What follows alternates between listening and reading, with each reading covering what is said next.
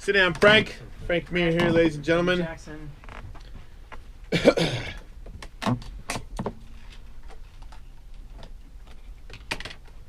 Part of the Bellator Heavyweight World Grand Prix. Yeah. He's going to fight Fedor. Yeah, what's going on? You got to be pumped on that, right? Yeah, very much so. It was a fight that I didn't really think was ever going to happen over the years, and now it came to. Do you think it's a good, would you rather it when back in the day, or is this a good time for you to have Fedor, or do you don't really look at it like that at all? Well, I mean, obviously I wish we could have both been when we're both at our tops. I mean, but it's not going to happen now, so this is better than nothing. Do you think that him being a guy that is beatable on the ground now, or somebody like you is definitely better than him on the ground, but I feel like it's always been like he'll never catch him, but after he has been caught, do you feel like he's more susceptible and that is your game plan, or do you think, because I feel like I wouldn't say he hasn't improved. Of course he's improved, everybody has, but I feel like you're a better striker now than you used to be. Will you try to put that? Yeah, no, I actually agree with you. I don't know if Fedor actually has improved over the years. I think that he had a really good skill set to begin with, such a strong background in Sambo, and had such success over there in Pride. And then over the years, being number one for so long, I think that he just never evolved. Other guys, would struggle and we'd face adversity. And I think through adversity, people strive to find, ways to better themselves.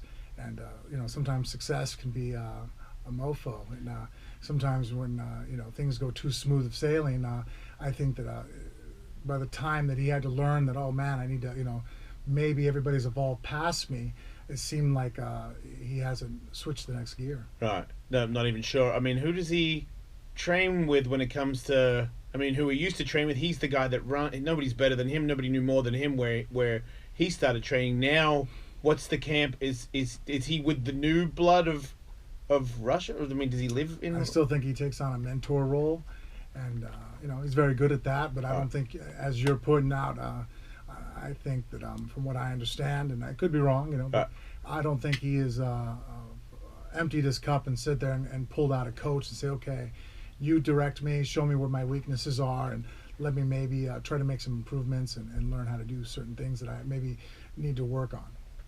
I could see how he could have an argument where, well, sure, I've lost some fights lately. We all do, and I've got older. But really, my game plan has always been, I'm not preparing for my opponent. Whenever he brings to me, I will make my adjustments, and that worked for over 10 years of my career. I beat the shit out of everybody. So yeah, sure, lately I get caught here and there, but really, if you look at my track record, it's still pretty good for not preparing for a specific opponent and just being Fedor. Yeah, no, that's why I think that it's led to his thought process now, is because, again, the success that he had. But just little things like, not being accustomed to fighting in a cage. And then I think that really became evident. He did so many years of fighting in a boxing ring that when he first came over to the States, and then, in Strikeforce and now Bellator, fighting inside of a cage gave him a hard time. And you still don't see him really making any improvements. And even in some of his workout videos and things you see and things you talk to people, it's like, oh, so is he working on that? They're like, no. Isn't it weird when you hear like the guy like Mark Hunt and people like that, where some people tell me that they don't really train, or I don't really want to be on the ground that much, and I'm like, yeah, but the guy that you're gonna fight is totally into being on the ground with you. You don't want to invest in getting up from that, or not? I feel like I find it hard to believe, because I never saw Mark Hunt say, I'm not going on the, I don't want to go on the ground. No, and Mark Hunt's actually a good example of somebody that goes, well, I have my strengths, I'm going to keep it there. But you can see in his fights, he knows how to stop shots. He's improved on getting up to his feet. He definitely did. He's not easy to hold down. Very few people, if anybody, ever takes him down at will and holds him down. Even in his last fight against Curtis Blades, you've seen him doing the proper things, knowing how to walk up against the cage, put his back there, posting properly, turning up. That didn't just come by accident. That came from him training it and getting the fight to his strengths, which is acceptable. Not everybody has to like all aspects of the game, and we're all different athletes. We're going to be good and more proficient at certain aspects than others, but because it's an open format and you can fight in all these different areas, you have to be good at bringing it back to where you do want to keep it. Right. You feel, I feel like he's not super fast at the start unless you pressure him, like he waits to do something, he tries to read you, and sometimes I would say the only critique I have you, which I feel uncomfortable saying because I know that you're 1,000 times better and more experienced than I, but sometimes you would start slow. Yeah. And I'm like, if you're a really big guy, like I only need a couple of punches if you're not going to stop, but I don't see him as he doesn't come flying out aggressive and attack people. I feel like you both get time to measure each other, which makes it more exciting for me because I feel like, as I said, you kick way more, you're sneakier with all that shit now, and I don't see a lot of improvement with Fedor. I can comfortably say that, and I feel like there's that sneaky stuff that you have, and he has to be worried about being on the ground with you. He has to. Well, I mean, we've had, as far as he's hit the ground with some of the guys now, like Verdum. I think Verdum and I are two people you can compare as far as being pretty good on the ground as far as jiu-jitsu wise. I think you're worse for some reason. I feel like you just because of those videos where you pull those dudes' arms off. I feel like you're very mean. Yeah, I think Verdum has a very clean jiu-jitsu game, but I think that submission wise, as far as just catch wrestling, I think that I have a little bit of an edge. So right. I agree with you. Yeah. Oh, I'm glad we all agree. That way I don't have to get my fucking arm pulled off. So what about all the other stuff? Because I feel like you're a good announcer and shit. Is Bellator plan on taking care of you? Do you see yourself moving on and being involved in MMA that way, or that doesn't interest you? No, actually, it interests me greatly. And actually, for the last about year and a half, I've been doing. I do the broadcasting with for ACB, and I do it alongside my broadcast partner Brian Lacey. What's ACB? ACB is the Absolute Championship of Berkut. Do I watch that, Eddie? Which one's that? Oh yeah, I see that. Yeah. I watch everybody. I just don't even know which anymore. I just watch people page. We don't do a lot of interviews. It's just fight after fight after fight after fight. But it's me and Brian calling them. So does that mean that later on you'd be looking to move up to Bellator and do that gig, or? Yeah, my opportunities. Obviously I can't fight forever. I think commentary is an easy fit. So right now I'm very happy with the ACB commentary crew and working with Brian. And that's one thing actually I think that is kind of important. That's one thing I think that Joe Rogan and Goldberg had very well, is that they worked well with each other. Yeah. And I think now that's kind of missing with the different guys that they're trying to put in and move around, and they're finding out that there's no one magic individual. Right. They're very much of a banter between two people that really makes a crew. Yeah, I agree. Yeah, definitely. Yeah, I feel like even when all the new guys, I feel a lot of guys in the UFC particularly, I'm like, man, you just keep pulling great announcers out of your ass. Like some of these guys are gold mines, I feel like, and they're just MMA dudes. And I'm like, you keep that guy. That guy's great. Like Dominic Cruz is a great DC example. as well. They blow my mind how good they are. But I watch when they try to put them all together. You can tell there's a little. They're like, I gotta make adjustments to what I usually am. It does make it a little bit more chemistry difficult. Of working with the same guy over and over again. Sure, well, it's the exact same thing as radio. There's been a number of times where they go, okay, this guy's got a huge show, this guy's got a huge show. We'll just stick them together. And guess what? It rarely works. Yeah, that's psychology in all team-ups. I mean, if you think about it, whatever sport you play, that's why guys trade, move around, because there's certain chemistries that work together and certain that don't. And it's not necessarily one guy. We've seen it before where people sit there and they spend every dollar to go ahead and have a dream team and put it together. I remember it was the late 90s when they tried to put the Washington Redskins, the football team, and they really tried to put every all-star guy on the team. It was Deion Sanders and everybody else, and it really turned out to be a bust. It didn't work out that well because all these personalities did not play well together. And so I think that just works. The psychology of meshing together in anything that requires teamwork isn't necessarily like, well, we'll get the best guy at this and the best guy at that. I'm like, well, they might necessarily be the best teamed up together. It's like you can't have too many superstars on one team. Right. I feel like me and Eddie, we work together great as a team. We spar each other, and he punches me in the face, and I miss. It's a great team. We work together, synchronized. Peanut butter and jelly. Yeah, peanut butter and jelly. I go home, and I don't know what the fuck happened, and he's laughing on the way home. That's how we work together. We dance. Now, Fred, obviously, you believe that you're going to win this heavyweight, championship. If you were not a part of it, who would you bet on to win the whole thing? You know what? I think actually Ryan Bader, even though he's a light heavyweight champ, I think has a strong chance of winning the whole thing. I think Fedor is still very dangerous and explosive and quick, but on the other side of the bracket, I think Ryan has a complete package. He's a hard hitter. He's very well rounded as far as MMA fighter. Strong wrestling background, great conditioning. Is able to really grind it out if necessary in fights. So I think that he's one of the guys right now that's more of a pain for everybody to fight. And is he the worst matchup for you? Is there somebody you particularly do not want to see? No one's really a bad matchup. I mean, probably the guy that have been the most difficult matchup-wise, because we've trained so many times together, would be Roy. We fought together. Oh, so wow. It's one of those things where you know somebody. I mean, I'm sure you've experienced that before. You train with somebody enough times in the gym, and you kind of just know each other so well that it's like, there's no more secrets, no more tricks. Is that a weird when you train with someone, then I make you feel like you're a pretty solid friend with the guy almost, and you're gonna, try to bash his head, and does it get weird when it's it does. when you know each other that long? Well, it does get a little weird, especially more or less for the people around you, because it kind of gets to that time where it's time to do battle, and all of a sudden you start seeing mutual friends like, okay, well, which after party are you going to? Oh, wow. Fuck. Yeah, I didn't even... Yeah, you know what I mean? It's like, well, hey, you're my buddy. Yeah, but I'm his buddy too. I'm like, shit, well, so you got to pick one or the other, so. Wow, yeah, I never got so close enough to think about that situation, but that is, that'd be weird with your mind watching people before the fight happens. I don't want to watch teammates make decisions that might not be backing me. Like, I don't want to hear that the day or before where they're, well, I'm going to be hanging out with... I'm like, wait, you're going to be hanging out with... I mean, yeah, we're all cool, but I'm fighting him tomorrow. Like, I mean, that's I'm weird. pretty cool with most of the guys. I mean, we fight each other. I mean, we're all in the same business. And I make the joke that, if they pulled the power 5 minutes before the fight, and we all had to go to the bar next door, and, they call it, who do you think I'd probably be having a beer with? Probably the guy that I'm getting ready to fight. I have the most in common with.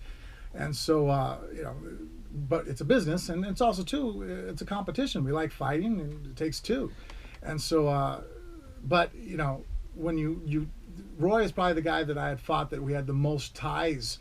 And I was like, man, I don't want to do this again. This is weird. In fact, during the fight, one of his cornermen was actually a groomsman in my wedding. Oh, man. So talk about really crossing lines. Like, I remember just sitting there looking across and seeing James. I'm like, that's weird. That guy was at my wedding. You know what I mean? Like, let me ask you this. If you get to these positions, the Kimura and stuff, where it's starting to come back and you know that thing's going to break, if it's somebody like Big Country, are you more up to be like, hey, man, like it's checkmate, come on? There is more of a sparring element to it. It kind of throws you off a little bit. I'm not going to deny that. Well, it's got to. If you watch the fight, actually, with me and Roy, there's a point where in the third round, we're against the cage, our sides, and you see me throw a really vicious overhand elbow, and I smash him hard.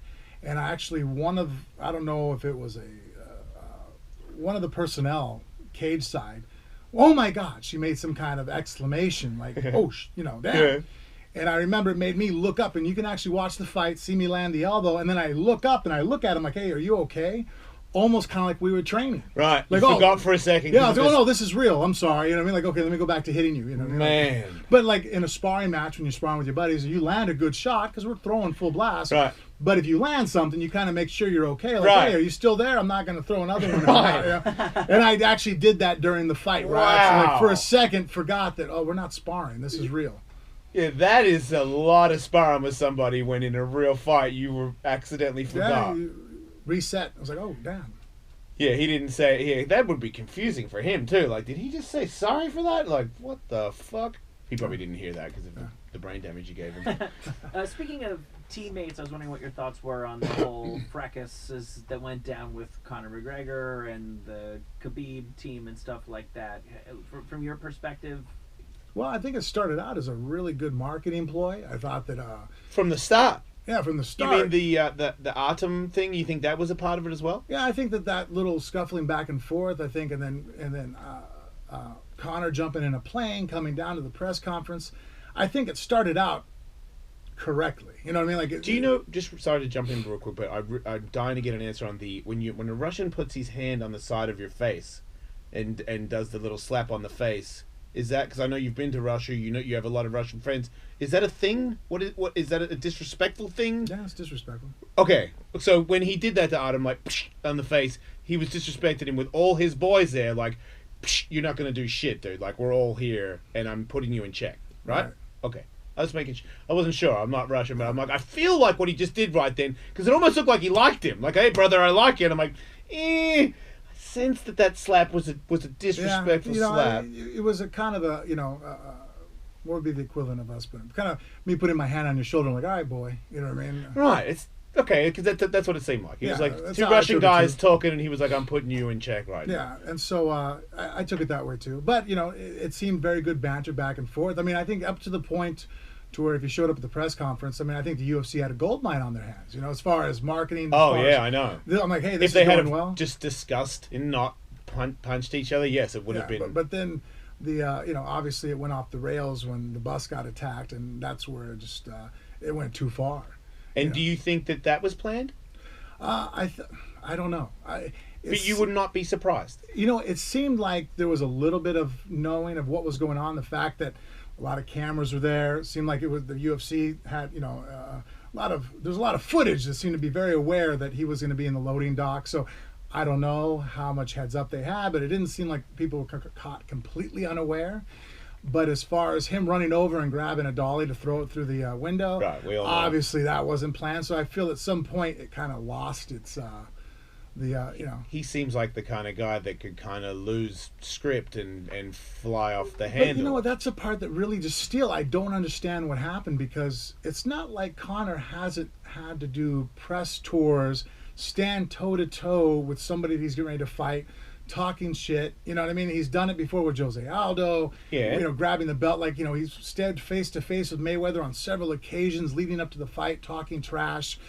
Without ever crossing that line. But you didn't. But I didn't believe that there was actual hatred there. I feel like Khabib and Conor have annoyed each other, and I don't even think it's them personally that have annoyed each other. I think their fans have annoyed them personally enough to the point where they hate each other. Like Yeah, I really there's don't a lot think of truth to it. Yeah. I actually posted something on Instagram to get a rise from everybody because the guy did this and he did that, and somebody sent me photos of Khabib in the bus looking like he was behind his security, and I'm like, look at him, he's ducking. And I explained my theory on, I think Conor saw that video of Artem and came flying over to New York to back him up like a moron. I'm not backing it, but I'm saying that's my team, my gym, you're fucking with my boy, I'm coming. Because I train at Saxon's with Eddie, and we're not, none of us that the best guy is Joe Ban. And if Joe Ban was at an MMA thing and I was just there, I'm friends with Joe Ban. He's always been nice to me, but I know that, especially like Eddie's we spent time giving each other brain damage. Like I'm giving my body to you. So if you get in a fight I don't want to fight anybody, but if somebody was punching Ellen Joe Ban, I'd probably be in there, and I don't know. I just would have to. So I get why team people do that weird shit, but I feel like. And he also had a lot of time to think about it. That's why I feel like. And they had a shower. They came out of it. They all looked like they didn't go from the airport to the locker. I feel like they all went to a hotel, had a shower, and then all met. So yeah, there's no rage. And there's a 6-hour flight. Right. From, it's hard to stay angry. They edited it for it looked like for a second he got out of the airport and got on and they all went to the. Yeah, no. But no, he was fucking plenty of time. went to a hotel. That's why I felt like it was more calculated and thought out. Yeah. It started out that way. I think, like I said, that somewhere it went off the rails. I think real emotions, like you're pointing out, probably got involved. And then, and that's the one thing about if they really wanted to fight each other, and if at that point of Conor, he could have went out with a whole different narrative. He could have showed up and said, hey, I'm here to fight you. We're all professional fighters. We're under the same banner. We're all in the same weight class. I can legally and get paid to punch you in the face right now. Yeah. It isn't like you're some troll on the internet where I can't get to you. Right. It's like we're fighters. We have a very accessible means in which to go ahead and kick the shit out of each other. But it seems like they both want to fight now, and they both sort of brag about how they're both okay with doing it right now and anywhere that isn't in the octagon, and doesn't matter how many people are involved. They're okay with it. Whether one's telling the truth or not, I actually believe both of them. I believe that they're both insane warriors, and that's what happens, man. Like I keep hearing, like I'm from this, I've seen that. You probably have, dude. I probably have no idea. And yes, you are the greatest fighter in that weight class. No, to me, I love Conor, but that dude is it's the wrong guy to fuck with. It's built for MMA, and it's built to hold you down and wear you out. Or could be. Yeah, I feel like Conor has a better striking and that power thing, and he could land it. But like, if I had to gunpoint money, dude, you gotta be joking me. Like it really leans towards Khabib. No, I agree with you. I mean, if they fought 10 times, I think the Khabib's going to win There 9. you go. I mean, do I think Conor, because he's so explosive, that left hand of his, There's something could it there. land? Yeah. Yeah. I mean, we've seen Michael Johnson land a punch. Right. Had Conor land that same punch, Might be Khabib's in different. a lot of trouble. You know what I mean? Conor, he throws home runs. But, as we all know in MMA, it's like, all right, landing that strike versus the proficiency and the more efficient double leg takedown of Khabib. And when Khabib takes you down, that's a beating. You know what I mean? Like, I mean, that's actually why even in this whole scuffle of everything, Alec Quinta actually earned a lot of my respect. I mean, I knew the guy was a talented martial artist, but for a guy who wasn't training for a wrestler, wasn't training for 5 rounds, he finally actually made Khabib look a little bit more mortal than anybody else has. I mean, up until this point, Khabib just brutalizes everybody, and he lost completely to Khabib. But he didn't get destroyed nowhere near as badly as Khabib's last opponents. It's funny you give him credit when I feel like other people were sort of saying that Khabib was having a bad night and not giving Al any credit. I think you got to give Al credit. I think his stance threw Khabib off. I think that he throws hard punches. He has good hands. It kept Khabib honest. And the fact Khabib's shot wasn't coming off as easy as he wanted it to, I think that really, I mean, instead of being on the negative going, well, Khabib didn't do as good, I'm like, why don't you give this guy at Quinta some credit, man? The guy fucking brought his A game. And that was on short notice. Really, this guy, I think, should move up and not, taking down away from Khabib. Would you think that he exposed him? That he exposed Khabib? I think he just made Khabib look, like I said, mortal. At this point, Khabib has just looked like I mean, at this point, I mean, if you Khabib has looked like it's like not just the best fighter in the world, but like just head and shoulders. Like, okay, up until last Saturday, we've had to talk about was like, well, Michael Johnson landed 1 punch on him. I think it was 2. Yeah, it's like, well, he landed a shot. Someone actually hit him. You know what I mean? And that's the magic thing, not just in fighting, but in any sport, is when you take the mystique away. When you'll see it in playoffs all the time, where a team looks like they're going to steamroll to a championship, basketball, football, whatever, and then somebody takes them to 7, and you saw them sweat. And that alone makes the next team go, these guys are human. Yeah, and the crazy thing is that it wasn't like it was even a close fight. No. Khabib still, I mean, it was, a no-brainer. Like, I mean, Khabib won every round dominantly. And we're talking about, like, well, he didn't get, it didn't brutalize We him. looked at it as short notice one day, not giving Al any credit, and most other egotistical guys at his thing would be desperately trying to end the fight to send a message. And I felt like it made him even more scary because he wasn't. He was like, no, I'm gonna get the belt. That's what I'm gonna do. He fought smart still. Yeah, if you want me to go balls out and finish this dude in 30 seconds so that I can be the next kind of, I don't give a fuck about that. I'm gonna keep that belt, which made me feel like nobody's ever gonna. No, I still don't. I mean, like I said, besides Conor landing a shot Or Tony, I still want to give. I would give Tony more of a chance than Conor. Actually, I kind of agree with you on that one. Just because I think Tony has more of a slick game on the ground. he likes being there. Yeah, and his resilience there to move around. Right. And the other thing too is I think Conor is such an explosive. He's probably the most powerful as far as athletes. Yeah. Quick twitch fiber.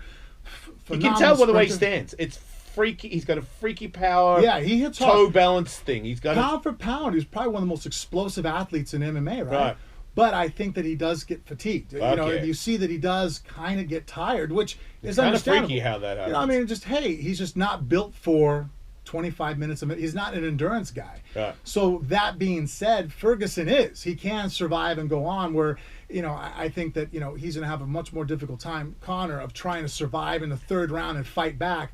Where I think Tony can get beat up for 5 rounds and still be in the 5th round fighting back. I also feel like if Conor's getting dragged around on his back, getting pounded out, I feel like all I'm waiting for is a chance for Conor to get back up, when I feel like Tony, I'm waiting for that and many submission attempts. Yeah, he could roll for that Darce. He hits it from the bottom so slick. There's a lot of things. And that's the part, too, where I think maybe Conor doesn't want the fight as much as, people might be thinking, is that, to lose to Khabib is a brutal way to lose. I mean, Right. that's a highlight reel that, you're going to get held down. He's gonna and say brutally Especially punched, Conor. You're going to be mashed in the face. I mean, he will expose himself for that win. Like, Khabib would do everything and even become unprofessional, I believe, in beating him because because that's one of Conor's assets is he's annoying as fuck. Yeah, that's going to be a stomping. I mean, getting choked out by getting submitted by a submission specialist, it's over with. It's almost like getting caught by a clean knockout. And he tapped and he can just move on. Get off. But to sit there and it's almost kind of like, well, now you got to tap from strikes or keep on taking it. You can't do that. And tapping from strikes is that's kind of the worst thing in our sport. People hate to do that. Yeah. I felt like GSP. Had to deny I felt like GSP was an accidental one.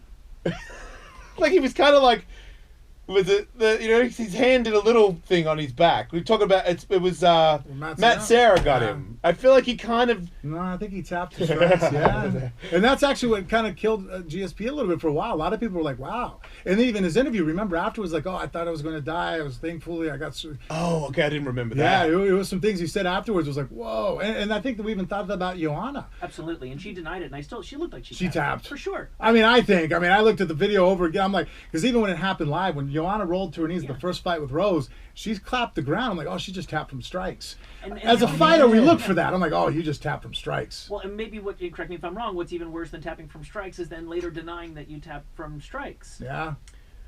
It's kind of hard to deny someone it's on video. It's like, well, then what was that? What were you doing? I mean, she was borderline unconscious. Oh, I don't know, man. That's a straight tap. I mean, you take your hand off your head and you clap the mat twice. I mean, it is kind of crazy. It is crazy to still have especially to know, look, I've only had 2 and they're not real. I'm old and I just wanted to feel like you guys one time. So I really got in there. And the last one, I really got beaten up bad. I was like, I don't even know where I am. And I was doing things that I didn't know. I wasn't sure. And at one point I was like, I'm just going to get woken up in a minute. This is the bit where, because I'm trying to reach for him. I can't see. I don't know where I am. So I'm like, okay, this is any minute now. It's going to be like, hey man, good shot. And I'm like, oh fuck, okay. But I didn't ever think, I just kept thinking, find him, find it, get it, find a way to get out. I didn't ever think like, they stop me from one more hit. And you're really good at it. I never had a chance of being, I didn't go to the gym and be like, bah, bah, bah, bah. Everyone's like, man, you're a nightmare. No one ever said that to me. So, Like, this for someone who's obviously been a nightmare to hundreds of people her whole life, and you get dinged a couple times and you stop, like, come on. Yeah. Let me ask a really dumb question. I'm sure you guys all know the answer to this, but I think the consensus is what you're saying, Frank, that everything about the Conor thing was probably PR until he throws the dolly. But isn't that the part that everybody's talking about? Isn't that the cherry on top? Isn't that the part that makes him a self-promoting genius? If he just shows up and goes, we all know who the real champ is at the press conference, sure, it's big news in the MMA world, but is it the top story on SportsCenter that night? I mean, you're right. I mean, to a point, it is a bigger story, but I mean, it also, because it falls into that whole train wreck. I think, I think an actual criminal act. Yeah, I mean, I think that it was way more costly. Did it get more clicks? Is it more newsworthy? Yes, but as far as what it had to gain to what he has, risk to reward, gain to loss. See, I don't think it was worth the gain. I would argue different. I feel like him with the fines that he has to pay Chiesa and all those people, when it's all said and done, all the money he has to give everybody for all that stuff, how much more money would he make when he fights Khabib in Russia from making it the biggest fight in the history of MMA because he threw that thing in there and acted like such a fucking idiot? In the end, would the check add up to all the money that he had to give all those people for that fuck up? Who knows, man? Because I mean, it might be close, or it might actually be. I don't know. You got Ray Borg who's still having eye problems. I mean, you might be talking about a guy who's never going to fight again. Are you serious? Yeah, dude. Oh my god. So I mean, you're throwing that thing in there. I mean, you're telling me you took out an athlete who's going to say, "Hey, for the rest of my career, I can't fight anymore." God. Okay, but that's not the math that he did in his brain. Assuming he's doing he's doing any math at all, he's thinking, "I'm going to throw this thing through the window." He's not thinking, "I'm going to blind some unrelated person." Maybe he should be thinking that, but that's not what I would be thinking. Well, I mean, I think that he could have very easily walked inside the press conference. And this isn't my idea. Actually, we were talking about this on my podcast. Richard Hunter, actually, my on Former Fighting, he said this. He goes, "Wouldn't this have been better?" He walks into the press conference. They know he's coming in there. He walks in there and goes, "Hey, I'm here on one day's notice. You want to act a fool and challenge my teammates? I'm here. I'm going to fight you. I'm here right now. I'll go ahead and, we're fighters. Let's fight." They're right then and there. And then, you know what? They won't make the fight anyways. Right. He has an out. But it's enough to do the buzz, you think? The whole buzz. Without they have a whole cutscene of him challenging Khabib. Khabib freaking out, them both going back and forth, but they don't touch each other. Everybody's going to keep them separated. They'll be screaming and yelling, and maybe a chair or two tossed around, but nobody gets hit. Right. Just a little bit of that pushing, shoving, scramble. And then the commission comes in and goes, obviously, on one day's notice, you can't sanction this fight. And then now, Alaquinta steps in, but, Conor's going to be the immediate, opponent right afterwards. And then now the buzz is going forward, and this fight's made in 4 or 5 months. Now, when is this? I mean, they're going to fight each other, but now, I mean, he has to go through not only the criminal court system of the assault charges, he still has to deal with now the athletic commission because he's going to get a fine and who knows what kind of suspension from them, which all the other athletic commissions are going to honor. He could get a year's suspension and a fine off of them, and then still dealing with the civil lawsuit of whatever comes from the other guys that are damaged from this. Well, and then Dana says he doesn't want to work with him anymore. Yeah, nobody believes that, right? No, I'm sorry, but I mean, he's too much. I mean, he's the money cow. I mean, come on, Conor. I mean, that's just how the world works. Yeah. When you're a commodity, you get away with more things than the rest of us. Yeah, I don't even blame him. Like I feel like I'll draw the line at like if you hit a woman, I don't give a fuck what you do. I don't really like Mayweather. If Mayweather's like, hey man, I'd rather just do Ellis Mania from now on. I'd be like, that's cool, man, but I don't need your rape money. Sorry, I know that's harsh, but I really don't like people that think that it's in any way cool to put hands on a woman. Or that you've done like some sort of really heavy shit. Yeah, but I mean, okay, you're not. I don't want your money, but he's not. He's just like a dumbass. I don't think Conor's...